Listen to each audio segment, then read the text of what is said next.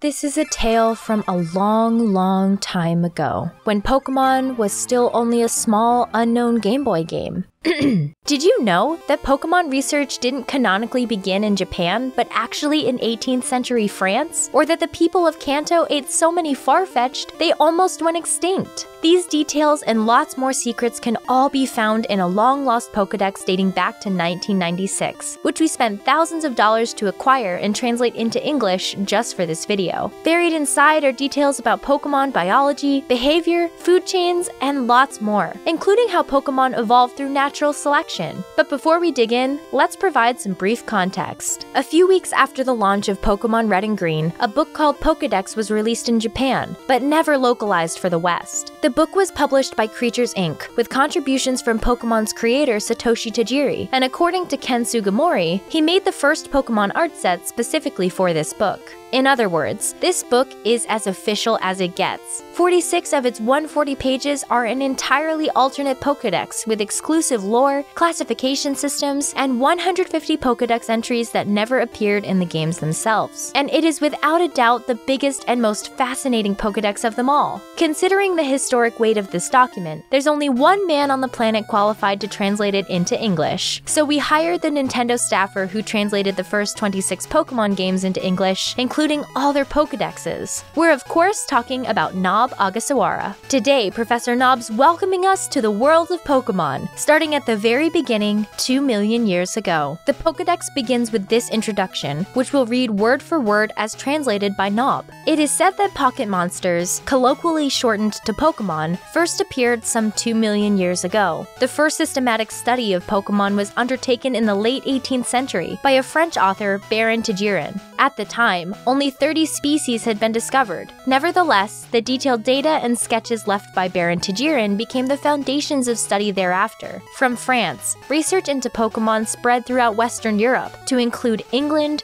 Germany, Spain, and Italy. In line with the incredible progress of transportation technology, this academic movement found a home in Japan at the end of the 19th century. Professor Nishinomori is said to be the father of Pokemon studies in our country. In 1899, he published the paper An Observation on the Evolution of Pikachu. It described how two Pokemon, which had been thought to be two entirely different creatures, were actually the same. One was simply the evolved form. As a result of this breakthrough, Pokemon research entered a new phase of discovery, earning Professor Nishinomori worldwide recognition. Because of his paper, Japan came to be known as a leader in the study of Pokemon. Incidentally, 80 Pokemon species had been discovered by then. As of 1996, thanks to the investigative and research efforts of Professor Oak, 150 species of Pokemon have been discovered. We are gradually gaining insights into their behavior, life cycle, evolution, nature, and so on. This guidebook examines the presently discovered 150 species of Pokemon by their habitat, such as grasslands, mountains, and near bodies of water. The descriptive text for each Pokemon includes only facts known to date. It must also be noted that not all species of Pokemon have been discovered. We intend to continue with our research with the intention of publishing updated guides when new Pokemon are found. Before moving on to the first Pokedex entry, we want to reiterate that this book is official, and even though much of its lore was never mentioned again, this book represents the earliest form of the series canon. Tajiran is even named after Pokemon's creator Satoshi Tajiri. Professor Nishinomori is a combination of the names Koji Nishino and Ken Sugimori, two developers who played a key role in Red and Green's development. Directly translated, Nishino means West Field, and Sugimori means Cedar Forest, so Professor Nishinomori translates to Professor Westwood. In the Japanese version of anime episode 65, Satoshi and his friends meet Professor Nishinomori V, with the English localization of the episode calling him Professor Westwood V.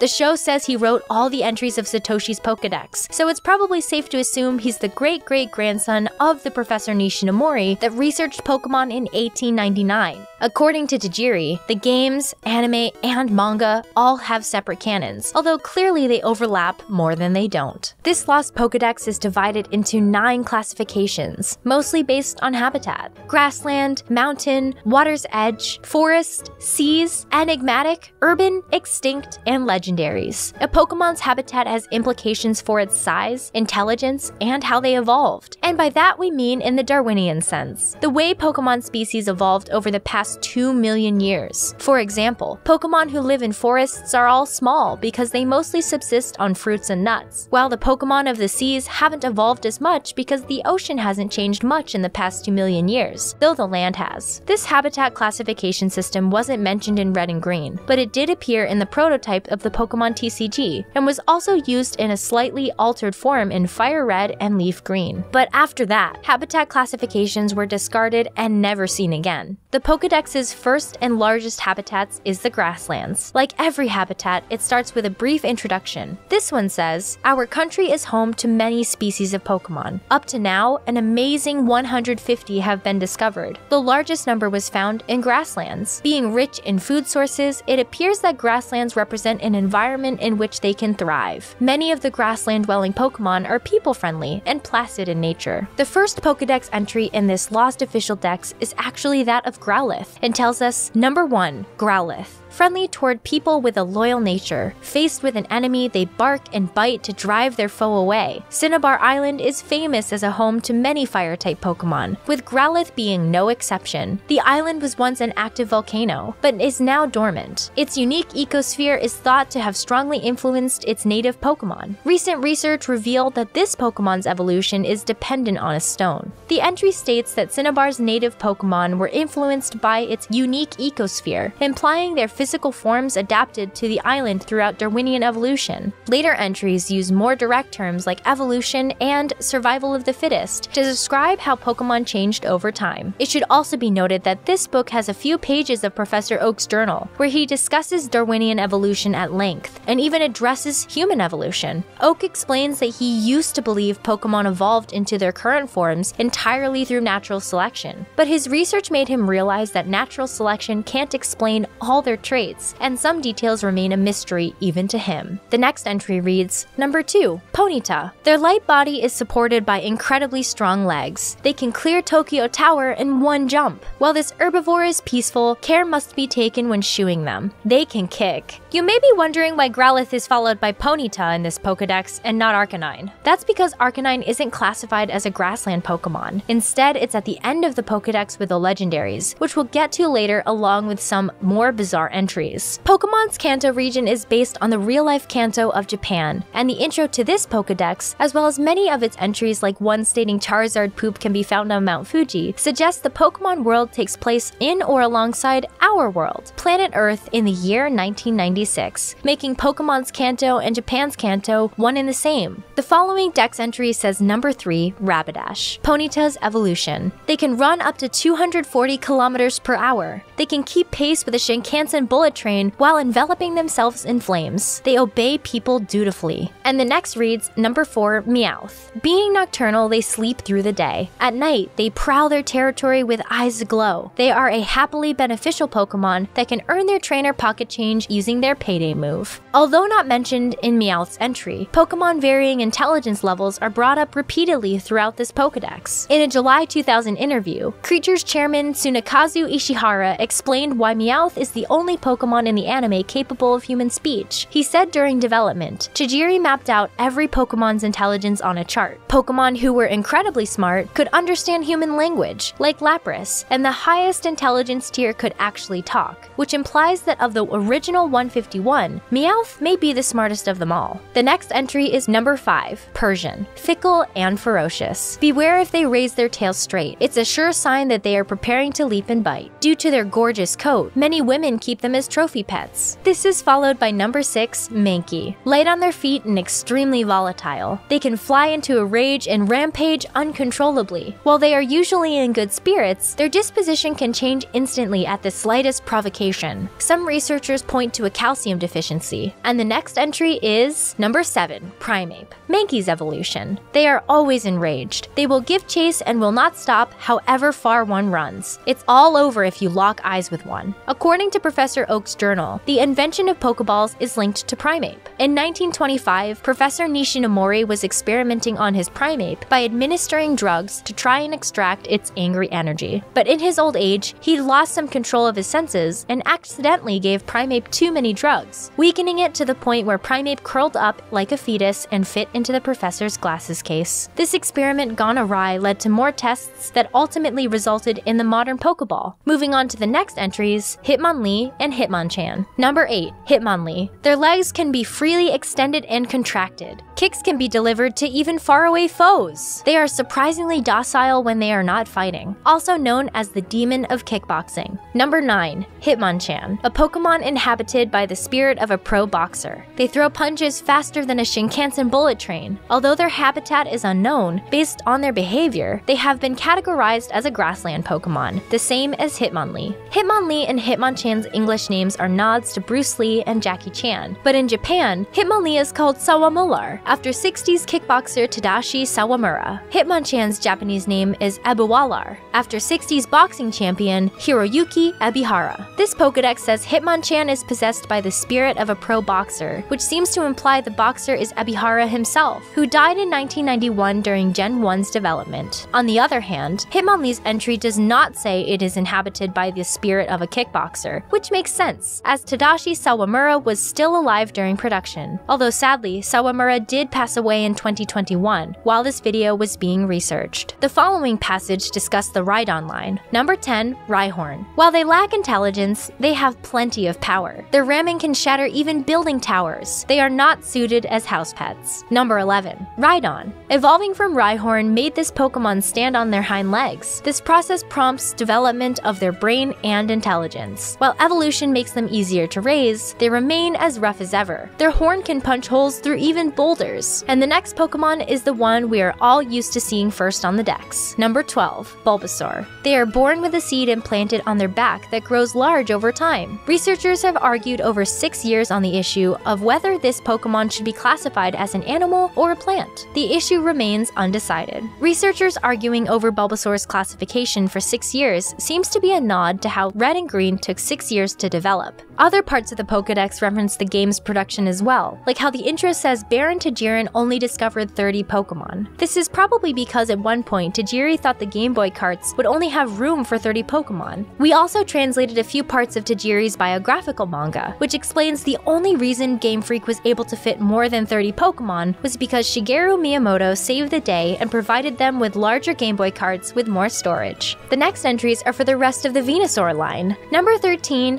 Ivysaur. Bulbasaur's evolution. The plant on their back has grown to a bud. It absorbs nutrients and blooms as a large flower. Number 14. Venusaur. Ivysaur's evolution. Their flower wafts a dreamily intoxicating aroma that pacifies those spoiling for a fight. It remains unclear as to what they eat to maintain their bulk of 2-meter height and 100-kilogram weight. Because they often rest unmoving in sunlit places, there is strong support for the hypothesis that they photosynthesize. You'll notice that some of these dex entries are far longer than the ones found in the games. The original Japanese versions of Gen 1 squeeze the entries onto a single screen, but English requires a lot more characters to communicate the same information. So during the localization process, Nob fought tooth and nail to get a second screen added to the English version. Otherwise, half the facts would have to get cut. But even after the programmers gave him twice the space to work with, many entries still ended up being tightly squeezed. But for this video, we're not restricted by the sort of limitations that plagued Game Boy games, so these entries are exact translations from Japanese, uncensored. The next Pokemon on the list is number 15, Sandshrew. They dig and live in burrows. When threatened, they curl up to protect themselves. Besides grasslands, they also appear in mountainous environments. This is followed by number 16, Charmander. Right from birth, a flame burns at the end of their tail. They cannot survive if the flame were to go out. Smokers often keep them in place of lighters. A smoker using Charmander's flame to light his cigarette was depicted in a set of Pokemon playing cards published in Japan's Korokoro Comics in late 1996, illustrated by series artist Kagemaru Himeno. The cards' art are inspired by Pokedex entries from the book and the game, so throughout this video we'll highlight all the cards derived from this Pokedex. A big thanks to friends of the channel, HiResPokemon, for scanning much of the art used in this video. Check him out sometime if you're into rare Pokemon artwork. Up next we have number 17, Charmeleon. Charmander's evolution. They flail with their tail to mow down foes and then shred enemies with their sharp claws. Their powerful tail can hoist 5 adults, approximately 300 kilograms. This is of course followed by number 18, Charizard, Charmeleon's evolution, capable of flying up to 1400 meters in altitude using their wings. This figure was accepted as fact when droppings thought to be theirs were found mid-level on Mount Fuji. They breathe fire and can even melt boulders. The next entry is for number 19, Sandslash, Sandshrew's evolution. They scurry about quickly. They are adept at attacking using their pointed spines on their back and their sharp claws. And after this is number 20, Nidoran female. Although small, they have venomous needles with devastating power. The females have a smaller horn than the males. Their breeding period comes every year in spring.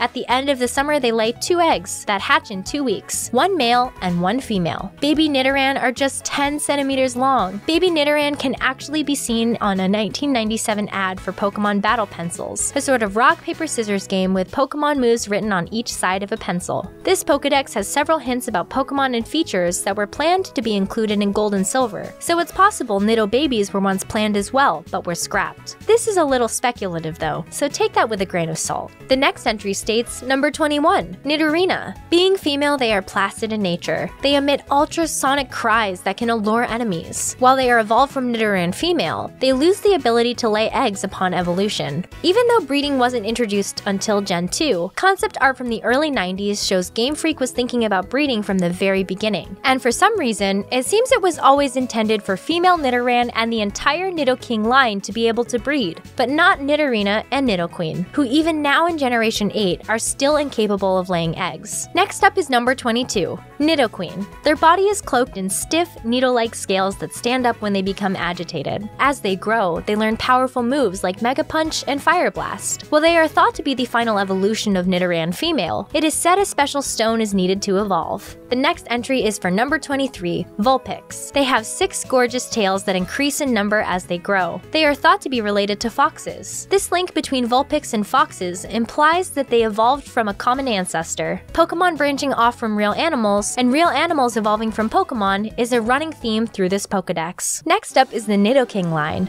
Number 24, Nidoran male. They flap their large ears like butterfly wings when straining to hear faraway sounds. They extend venomous needles when angered. In their breeding season, their horn glows in 7 colors for wooing females. Apparently, the larger the horn, the more appealing to females. Number 25, Nidorino. They are easily angered. They flail with their well-developed horn to skewer even diamonds. While they are the evolved form of Nidoran male, unlike Nidorina, they do not lose their breeding ability. Number 26, Nidoking. Their rock-hard hide and long claws are distinguishing characteristics. The horn is also venomous. Like Nidoqueen, they can learn powerful moves. They appear to shy away from fighting Nidoqueen. The next segment is for number 27, Ninetales, Vulpix's evolution. They are clad in a golden fur and have 9 long tails. They are long-living Pokemon that are said to live for 1,000 years. There is even a saying, 9 tails, 1,000 years. Blastoise, 10,000 years. With this entry, the book was ahead of the games, as Ninetales living for 1,000 years didn't appear in another Pokedex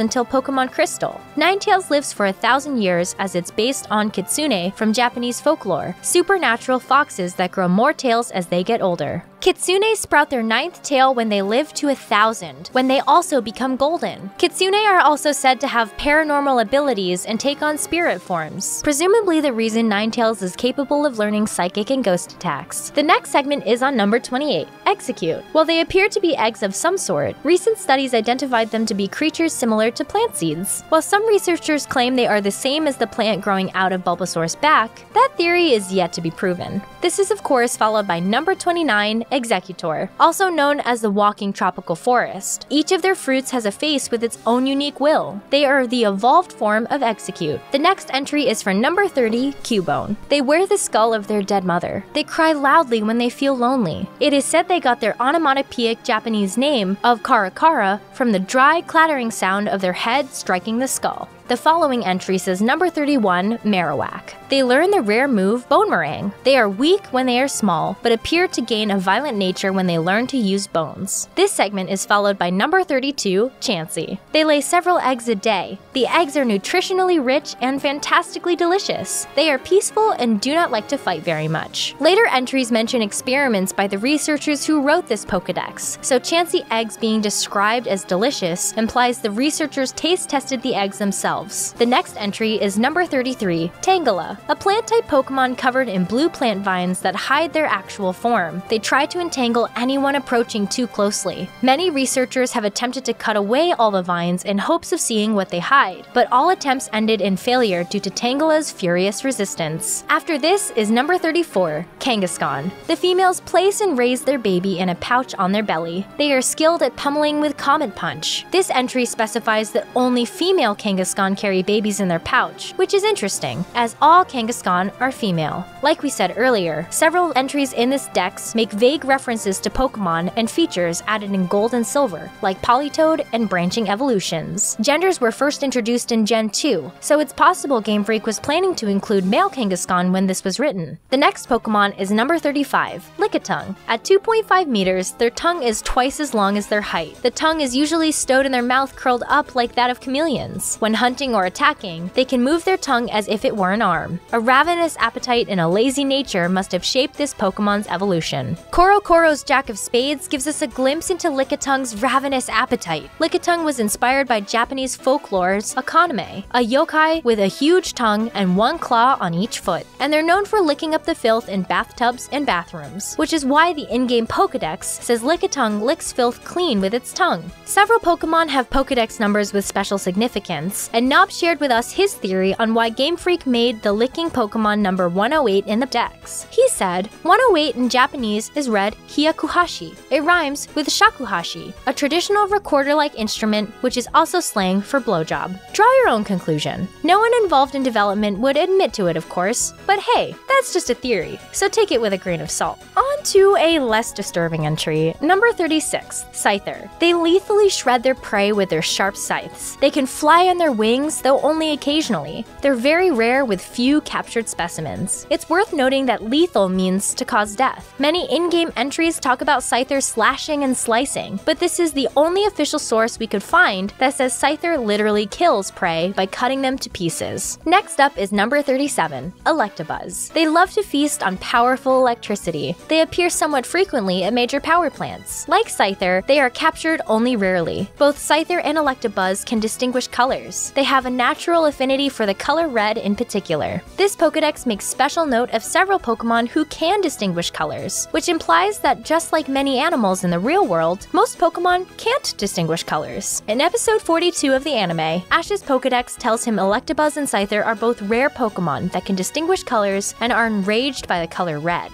These details were never mentioned in the games, so presumably, the anime lifted this lore directly from the book. The next entry states, number 38, Pinsir. The two long horns are powerful. Once they clamp tight on their prey, they won't loosen until the victim is torn apart. They are extremely rare Pokemon with very few reported sightings. They appear to prefer the color green. This is followed by number 39, Tauros. When ramming, they whip their body harshly with their three tails. They will not attack unless they are attacked first. They can be found in places like the Savari Zone. Next up is number 40, Eevee, a special Pokemon that can evolve into 3 different Pokemon species. They are difficult to categorize because so few have been caught. From their behavior, they were included among the Pokemon of Grasslands. The next 3 entries are of the Gen 1 evolutions. Number 41, Vaporeon, an Eevee evolution. Their body's cellular structure is close to that of water molecules. As a result, they can melt away invisibly in water. They can learn the move Surf from swimming across bodies of water. Number 42, Jolteon. When enraged or startled, all their body hair stands upright like needles that puncture their foes. They learn electric-type moves like Thunder, Thunderbolt, and Thunderwave. They are the evolved form of Eevee. Number 43, Flareon. They have a flame sac inside their body. They inhale deeply and then blow flames of 1,700 degrees Celsius. This and the other 2 evolved forms of Eevee appear to have some connection with special stones. And this brings us to the end of the Grassland Pokemon, by far Kanto's most populated habitat. The other 8 classifications average about 13 Pokemon apiece, with most sections giving tidbits about how their Pokemon evolved, getting progressively more interesting the deeper we go. The next section is the mountain Pokemon, with the book telling us, here we profile Pokemon that live in mountainous environments more than 1,000 meters above sea level. Many of these mountain-dwelling Pokemon exhibit evolutionary adaptations to their bodies, both entirely and partially perhaps due to their harsh habitats. They may also appear in grasslands and even towns on occasion. The first mountainous Pokemon on the dex is number 44, Onix. They usually live submerged in soil. They burrow at 80 kilometers per hour in search of prey. Like other ground-type Pokemon, Onix is strong against poison-type attacks. Conversely, they are vulnerable to water-type attacks. The book has a diagram of Pokemon heights compared to humans, with Onix being the tallest. Some fans have long wondered how exactly height is measured, and this diagram makes it clear that height actually refers to a Pokemon's length, measured flat from end to end. Next up are Diglett and Dugtrio. Number 45. Diglett. They burrow through the ground close to the surface. They leave ridged trails of soil in their wake that betray their location. They may appear in the trail of an Onix. They are probably seeking Onix's leftovers. They evolve into Dugtrio. Number 46, Dugtrio. They burrow underground to hide themselves, and then strike the unsuspecting target from a different spot. Some researchers categorize Dugtrio, Dodrio, Execute, and Exeggutor as one genre. These entries are followed by number 47, Geodude, a docile Pokemon that does not harm people. That said, they can lose their temper if they are accidentally stepped on in caves, for example. They can be found when hiking on mountains. Being round and easy to hold, people toss them back and forth in Geodude fights. Here we get an illustration of Geodude hiding itself in a pile of rocks by Benimaru Ito, the creature's artist who, together with Ken Sugimori, made most of the book's artwork. Ito likes to go by the name Ash, and later became the chief designer of the 3D models in Pokemon Snap and Stadium, and even did some artwork for the Pokemon TCG. Next up is number 48, Graveler, Geodude's evolution. When walking on sloped mountain trails, Graveler may come tumbling along. While their face wears a smile, their eyes never smile. It is very creepy to see them rolling with that expression. This is naturally followed by number 49, Golem. They tumble on sloped trails at twice the speed of a Graveler. They are probably Graveler's evolution. They are encased in a hard shell composed of sheetrock-like slabs. They grow larger by shedding their shell once a year. With luck, people may find a Golem's discarded shell on a mountain in summer. Next up, the Machamp line. Number 50, Machop. Being entirely muscle-bound, they have the power to throw 100 adult people despite their small, childlike stature. Number 51, Machoke, Machop's evolution. Their powerful body never tires. Diligent and hardworking, they help people with work such as transporting heavy cargo. Number 52, Machamp. Their 4 fully developed arms can throw 1,000 punches in just 2 seconds. While they are thought to be Machoke's evolution, no one has yet to witness their evolutionary process. In general, Pokemon evolve through growth. However, recent studies have concluded that Machamp and Golem have not evolved from growing. Korokoro's 9 of Clubs provides a nice visual of those 1,000 punches. Machamp and Golem's entries say they are thought to be evolved forms of Machoke and Graveler. The introduction we read earlier says the descriptive text for each Pokemon includes only facts known to date. In other words, everything contained in this Pokedex is true. But there are some things the researchers who wrote it don't know for certain yet. Apparently, they haven't discovered the concept of trait evolutions. The next entry is for number 53, Magmar, a species found near a volcano's crater. They breathe fire. Their body temperature is extremely high at 1,200 degrees Celsius. This Pokemon is very hard to spot in the wild with only a few captured. This is followed by number 54, Snorlax. They are unsatisfied unless they eat 400 kilograms of food a day. As soon as they finish eating, they fall asleep. At 460 kilograms, they are the heaviest out of all the Pokemon discovered. While they usually live in mountains, they occasionally descend and appear in towns. They are gluttonous and will consume even moldy food without ever getting sick. It is said their ability to consume mold earned them the Japanese name of Kabigon. Here we get some Ito artwork saying the only time Snorlax is awake is when it's eating. Kabi is the Japanese word for mold, and this Pokemon got its Japanese name Kabigon because it's based on Game Freak developer Koji Nishino, who another developer said would eat pretty much anything he found around the office, even if it was moldy. This earned Nishino the nickname Kabigon, so it ultimately became the name of the Pokemon as well. The next entry is number 55, Zubat. They live in murky caves on mountainous and similar environments. Because they live in perpetual darkness, their eyes retrogressed and disappeared. They emit ultrasonic cries for flitting around in darkness. Apparently, it is very rare for them to fly outside their caves. Many people think bats in the real world are blind, blind, hence the expression blind as a bat. But that's not actually true. Bats can see just fine, some even better than humans. They do spend a lot of their lives in darkness though, so they developed powerful hearing and echolocation abilities through evolution. This Pokedex entry takes evolution a step further, explaining that Zubat not only gained echolocation, but its eyes disappeared entirely. In the Professor Oak's journal selection of this book, he explains these sort of traits are a result of Pokemon and animals' divergent evolution. The final mountain entry is for number 56, Golbat, Zubat's evolution. They bite with their sharp fangs and suck 300 millimeters in one chomp. And now on to the next habitat, the Water's Edge Pokemon, with the book explaining that Pokemon that live in or near bodies of water can be roughly split into two types. One type consists of plant Pokemon that are vulnerable to fire-type attacks. The other type are animals that live in shallow waters. The latter group have water-type moves that make them strong against fire. First up in this section is number 57, Squirtle.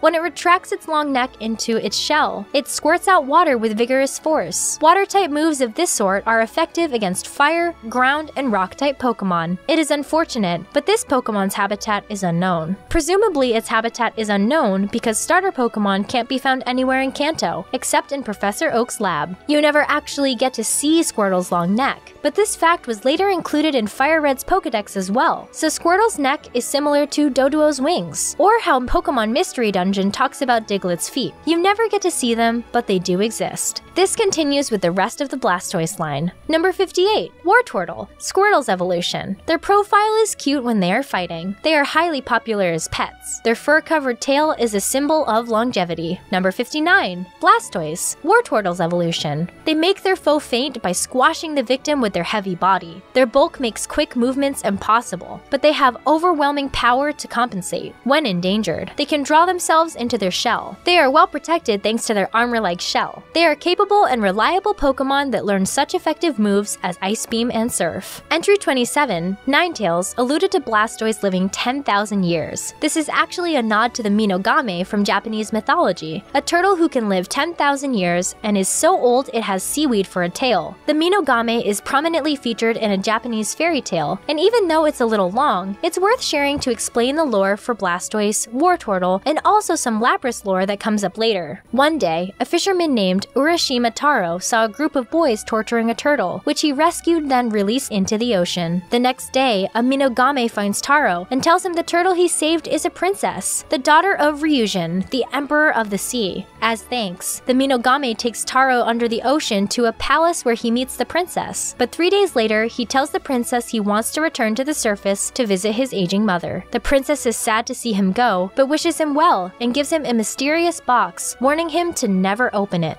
After returning home, Taro realizes 300 years has passed in the surface world. His home has disappeared, and everyone he ever knew is dead. Stricken by grief, he decides to open the mysterious box, which bursts into a cloud of smoke and transforms him into an old man with a white beard and a bent back. The story ends with the princess's sad, sweet voice coming from the ocean, telling him, "I told you not to open the box. Inside it was your age." At this point, you're probably wondering what any of this has to do with Blastoise. Wartortle's design is the one based on the Minogame, although it's got a feathery, furry tail instead of literal seaweed. A 2019 leak of the beta back sprites revealed that during Gen 1's development, Wartortle originally had a different evolution, who was also based on the Minogame, while Blastoise was part of a separate turtle family. It seems Game Freak decided the two turtle lines overlapped, and combined them into one to avoid redundancies. Wartortle's evolution was scrapped, along with what appears to be an early pre-evolution for Blastoise. So this lore about Blastoise living 10,000 years was probably intended for the old Wartortle evolution, and Blastoise simply inherited the lore when it took its place. Some of the lore was also redistributed to Lapras, whose entry we'll get to later. The next water Pokemon are number 60, Staryu.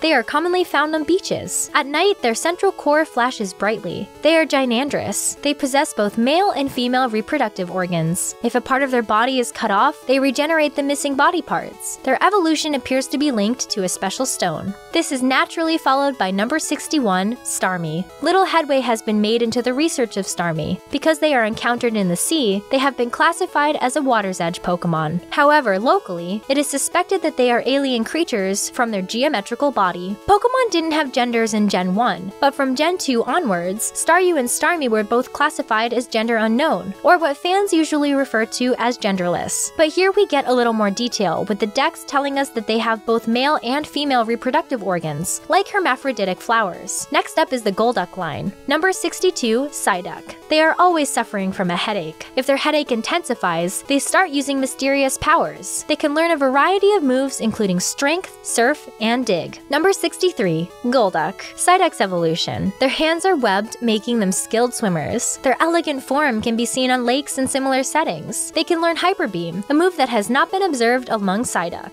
The book provides this illustration of Kanto's fastest swimmers, showing Golduck as the fastest. It doesn't say Golduck's exact speed, but it's somewhere in an excess of 90 kilometers an hour. Next up is number 64, Oddish, also known as Walkamendes. At night, they walk up to 300 meters on their two roots. Being plants, it was a mystery as to why they walked. It was finally determined by a recent study that it was for the survival of the species. They scatter their pollen as they walk. The nickname Walkamendes is the sort of Japanese wordplay that simply doesn't work in English. When Japanese puns are used in the games, they usually get removed entirely during localization. The name is a gag on Archimedes, the famous Greek figure. Walkamendes also breaks down into Aki men desu, which translates into English as "we are walking men," because Oddish is a plant that walks. The rest of the entries for this line are number 65, Gloom, Oddish's evolution. Their pistol emits a horrifically foul stench that makes foes faint up to 2 kilometers away. A special stone appears to be involved in Gloom's evolution. Number 66, Vileplume. From their world's largest petals, they scatter wicked plumes of pollen that induce allergic reactions. Other Pokemon can't get near where Vileplume lives. Vileplume has the largest petals in the world because it draws inspiration from the Rafflesia arnoldii, a parasitic plant that produces the largest single flower on Earth. They grow in real-life rainforests and have an overpowering odor of decaying flesh, which is why the Vileplume family have such a horrific stench. This entry is followed by number 67,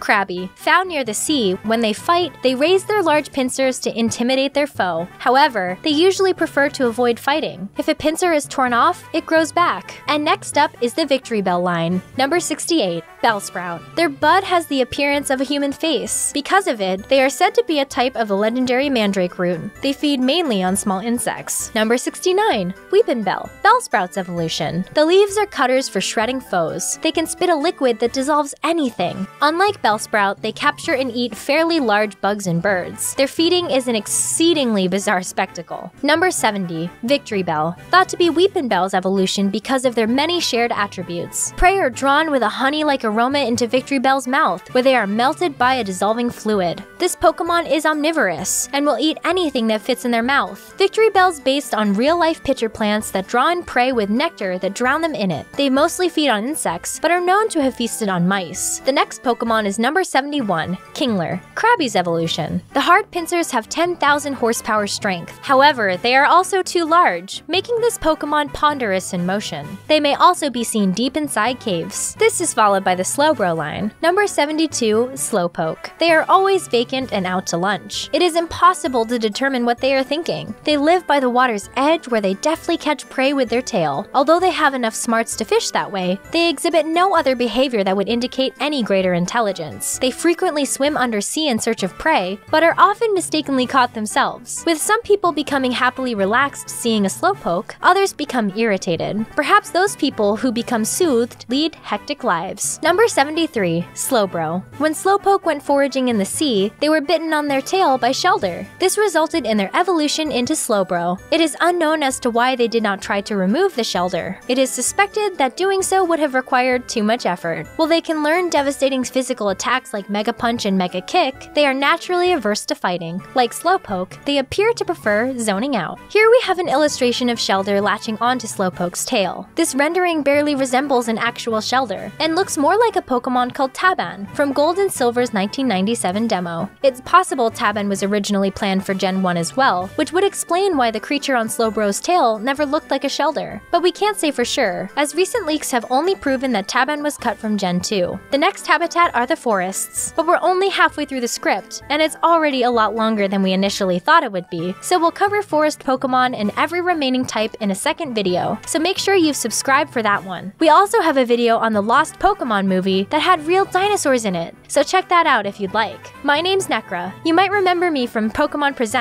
but I also have my own channel where I talk about Pokemon VGC. See ya in part 2! Thanks for watching!